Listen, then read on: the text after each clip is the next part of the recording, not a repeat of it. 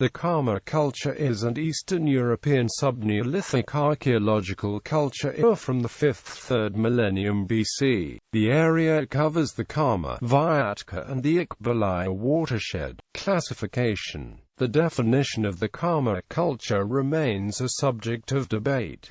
Initially, it was determined by O. H. Bada on the territory of the Middle Kama, where he distinguished two phases, Borovoi and Kutorskoi. A.K.H. Kalikov united the finds with pitted and combed ware of the Lower and Middle Kama into one Volga Kama culture. Ivica Lenina, based on the study of ceramics, came to the conclusion that there are two distinct cultures, Volga Kama pitted pottery and Kama combed pottery. A. Vibornov identified three stages of development in the Kama culture, and V.P. Denisov A. Nagarvichin joined the Kama Neolithic finds with combed ceramics into a single Kutorskoi culture, synchronous with the Poludin culture in the Ural Mountains.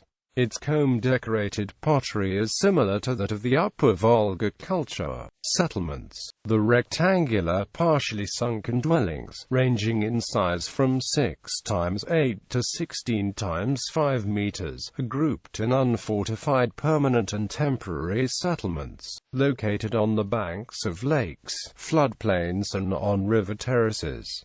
Tools and ceramics. The pottery is thick-walled, egg-shaped, both round and pointed-bottomed. It is heavily ornamented with comb-stamp designs, vertical and horizontal zigzags, sloping rows, braids, triangles, banded comb meshes. The instruments for work include scrapers, sharpeners, knives, leaf-shaped and semi-rhombic arrowheads, chisels and adzes, weights.